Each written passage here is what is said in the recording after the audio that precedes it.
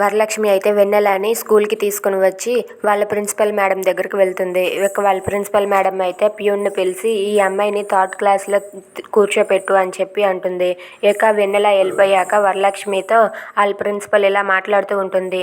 వరలక్ష్మి గారు, books fees, uniform అన్నీ, ఈ స్కూల్ ఫీజు అన్నీ కలిపి సంవత్సరానికి 1,50,000 అవుతుందండి అని చెప్పి అంటుంది. అది విన్న వరలక్ష్మి అయితే ఒక్కసారిగా షాక్ అయిపోయి సరే మేడం వెళ్ళొస్తానని చెప్పి అంటుంది. ఇక బయటకు వచ్చి వాళ్ళ తమ్ముడితో ఎలా అంటుంది, అన్నీ కలిపి సంవత్సరానికి 1,50,000 అంట. ఇప్పుడు అర్జెంటుగా 50,000 కట్టాలంట.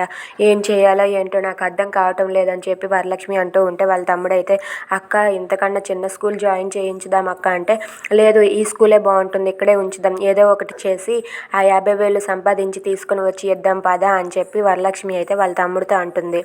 ఇక వరలక్ష్మి ఆ డబ్బులు సంపాదించగలదా? If you like this video please subscribe.